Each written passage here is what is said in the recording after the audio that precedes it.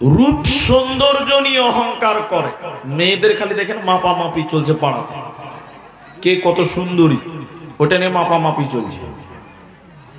আর সুন্দরী মেয়েদের দিকে তো যুবক ছেলেরা পাত্তাই পাবে না। জি ভাই, এক টিউশনে মাস্টার পড়াচ্ছে, একটা সুন্দরী মেয়ে আমার দিকে দেখেন, এদিকে নাক এরকম ওড়না এই রুমাল দিয়ে বসে আছে এমনিতেই। আচ্ছা বলুন, ক্লাসরুমে কোনো গন্ধ আছে? এটা হ্যাঁ না বলেন? নেই, কোনো গন্ধ নাই। এরপরও নাকে রুমাল দিয়ে আছে। তখন পাশের একটা ছেলে বলছে, স্যার গ্যাস হয়ে গেছে ঘরটা মনে হয়। তো স্যার তো বুঝে নিয়েছে আসলে কোনো গ্যাস নয়, সৌন্দর্যের গ্যাস হয়েছে। ঠিক না নাই বলেন?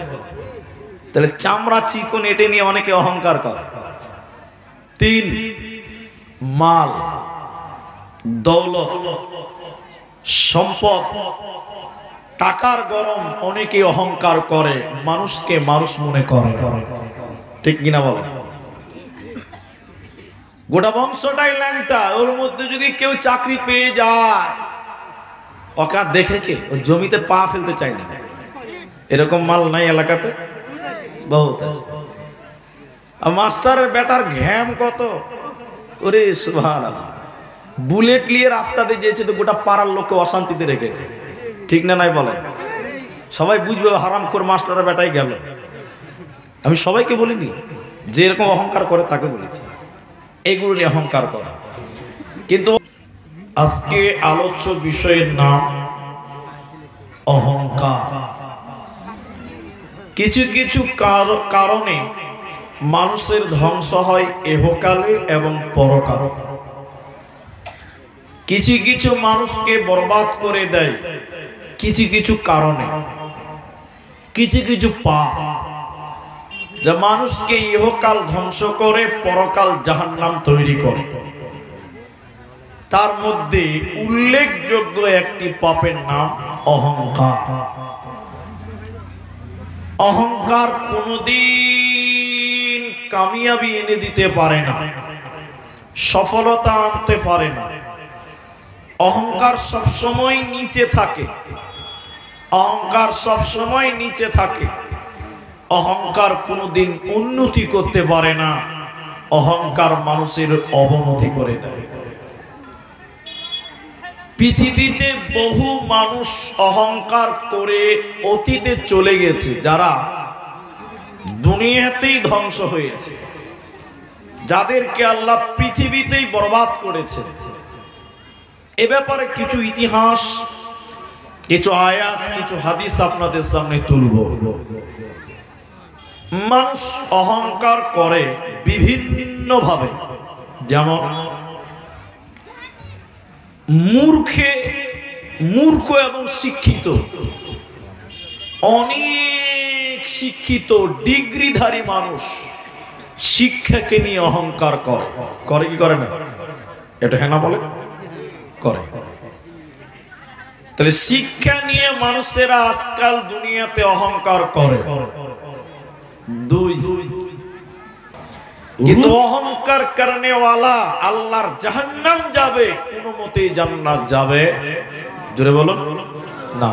আল্লাহ বলেন, নবীজি একদিন সাহাবীদেরকে এরকম বসালেন, আপনারা যেমন বসে আছেন। এই এই এই, আমি কি তোমাদের জান্নাতি লোকের বৈশিষ্ট্য বলবো কারা জান্নাতে যাবে? আপনারা বসো, এই বসো, এদিকে বসেন, সামনে বসেন, দাঁড়িয়েছেন কেন? নবীজি বললেন, আমি কি জাহান্নামী লোকের বৈশিষ্ট্য বলবো? তো সাহাবীরা বললেন, বলুন। এরপরে বলেন, আমি কি জান্নাতি লোকের পরিচয় বলবো? লোকেরা বললেন, বলুন। নবীজি বললেন, জান্নাতে যাবে দুর্বল, কমজোর, যঈফ, অসার ব্যক্তি, যার ভিতরে কোনো অহংকার নেই। এই রকম মানুষ আল্লাহর জান্নাতে যাবে। এরপর নবীজি বললেন, আল্লাহর জাহান্নাম যাবে কে? কাকে জাহান্নাম দেওয়া হবে তোমরা শোনো। অল্প কথাই যে তর্কে বিবাদে জড়িয়ে যায়, মানুষকে গালাগালি করে, হট মেজাজি যারা মানুষের উপরে চটে যায়, গালিগালাজ করে। 3 নম্বর নবী বলেন যে অহংকার করে, অহংকার করনে ওয়ালা আল্লাহর জাহান্নাম যাবে, জান্নাতে যাবে না, পাবে না, মিলবে না। আর জান্নাত যাবে দুর্বল, জয়ীফ, কমজোর, অসার ব্যক্তি, যার ভিতরে কোনো অহংকার নেই। এরপর নবী বললেন জাহান্নাম কে যাবে? আব্দুল্লাহ ইবনে মাসউদ রাদিয়াল্লাহু তাআলা আনহু তিনি বর্ণনা করেন, যার ভিতরে এক বিন্দু পরিমাণ ঈমান থাকবে, ওই লোককে আল্লাহ জাহান্নাম দেবে না, যাবে না। বলুন সুবহানাল্লাহ। এক বিন্দু পরিমাণ ঈমান যার ভিতরে আছে, বুখারী হাদিস, রাসূলুল্লাহ বললেন, আল্লাহ নবী বলছেন সেই লোককে আল্লাহ জাহান্নাম দেবে না। কিন্তু পরক্ষণে নবীজি বললেন, যার ভিতরে এক বিন্দু পরিমাণ অহংকার থাকবে, যার ভিতরে যারা বরাবর বিন্দু পরিমাণ অহংকার থাকবে, ওই লোককে আল্লাহ জান্নাত দেবে না, পাবে না। তাহলে অহংকার যতই ছোট হোক না কেন, যতই ক্ষুদ্র হোক না কেন, যার ভিতরে বিন্দু পরিমাণ অহংকার রাখবে, ও মাথা ঢুকে মরে গেলেও আল্লাহর জান্নাতে যাবে না, পাবে না, মিলবে না।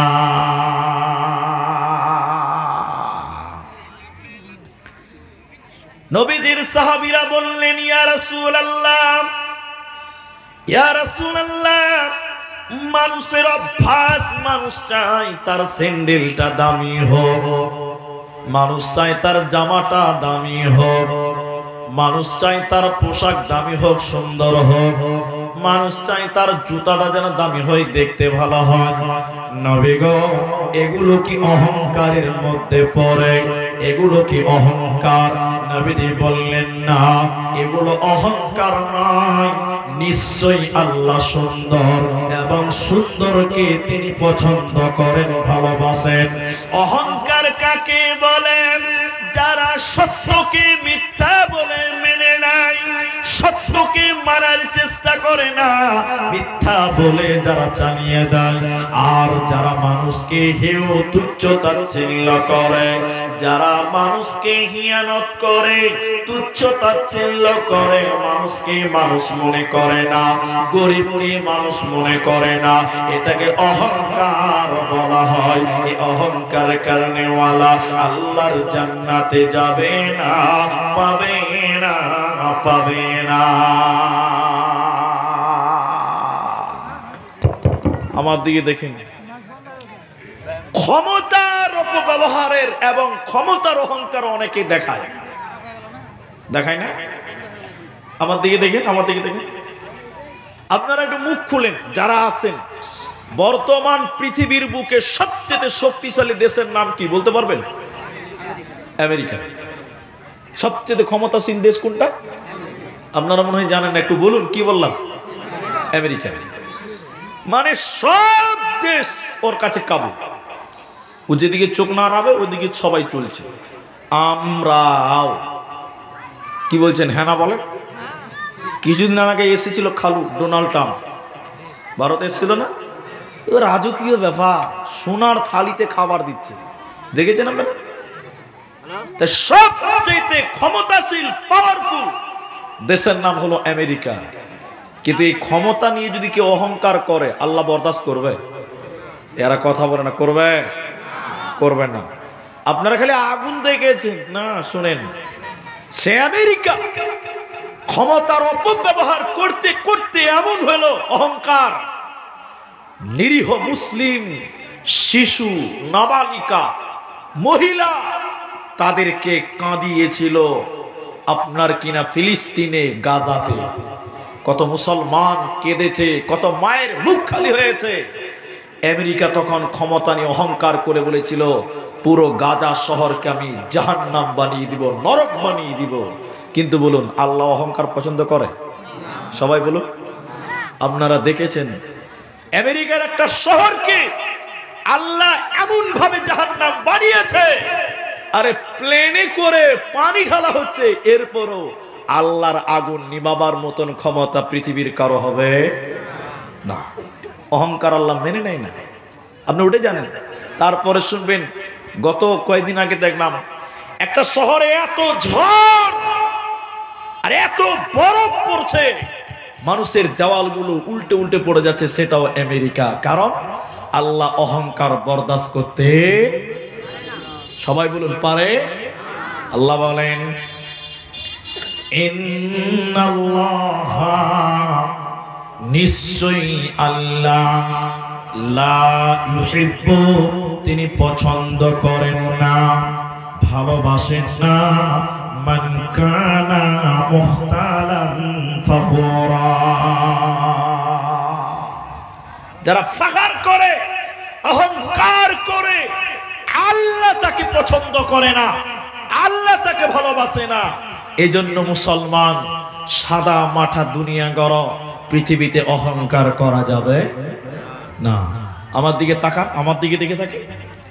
আল্লাহ নবী একজন সাহাবীর কাঁধের উপরে হাত রাখলেন, এরকম, কুন ফিদ দুনিয়া, কুন ফিদ দুনিয়া কান্নাকা গরীব আও আবিরুস সাবিল। দুনিয়াতে নবী বলেন, অহংকার মুক্ত হয়ে কুন ফিদ দুনিয়া কান্নাকা গরীব, তুমি গরিব হয়ে চলো, তুমি অভাবীর মতন দুনিয়ায় চলো, তুমি দাম্ভিকতা দেখাবে না, অহংকার করবে না, তুমি দাম্ভিকতা দেখাবে না, ও আবিরুস সাবিল, তুমি যেন একটা ফকির, পথের পথিক, তুমি দুনিয়াতে অহংকার করবে না, করবে না।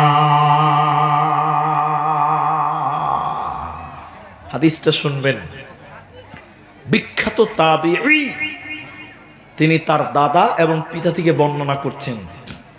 আপনাদের রায়গঞ্জে জেলখানা আছে, আছে না?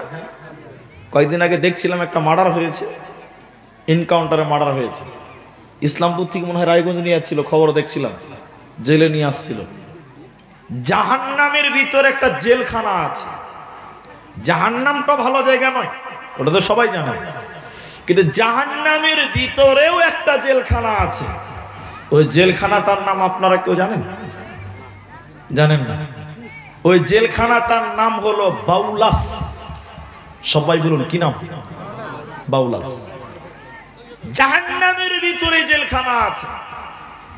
তো নবী বললেন, কিয়ামতের দিন কিছু মানুষকে পিপিলিকার সমান সমান বাড়ানো হবে। পিঁপড়া, হ্যাঁ জি, মানুষের একদম বালুর মতন, পিঁপড়ার মতন মানুষ হবে, কিন্তু মানুষ, ওটা পিঁপড়া লাগে। রাখালের পাল, গরুর পাল, রাখাল যে চালায়, গরুর একটা পাল রাখাল পিটি পিটি নিয়ে যায় না, ফেরেশতারা কিয়ামতের দিন পিপিলিকার সমান সমান লোকগুলোকে পিটিয়ে পিটিয়ে পিটিয়ে পিটিয়ে জাহান্নামের দিকে নিয়ে যাবে। জাহান্নামের ভিতরে একটা জেলখানা আছে, ওই জেলখানাটার নাম হলো বাউলাস। জেলখানাটা কেমন?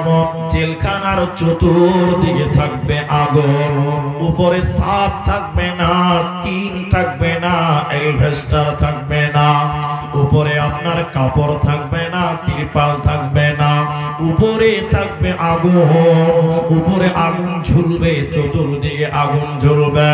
পিপিলিকার সমান সমান মানুষগুলোকে ফেরেশতারা পিটিয়ে পিটিয়ে জেলখানার ভিতরে ভরে দেওয়ার পর দরজাতে তালা লাগিয়ে দিবে।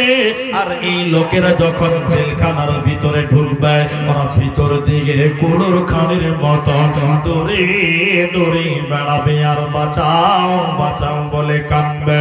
এরা কারা? কেন তাদের বাউলাস নামক জেলখানাতে ভরা হলো? কি অপরাধ শুনে নাও। নবীজি বললেন শুনে নাও, এরা দুনিয়াতে অহংকার করেছিল। যারা অহংকার করবে রে, ওই অহংকার কারণে ওয়ালাকে আমার আল্লাহ এই বাউলাস নামক জাহান্নাম দেবে। ও জান্নাতে যাবে না, পাবে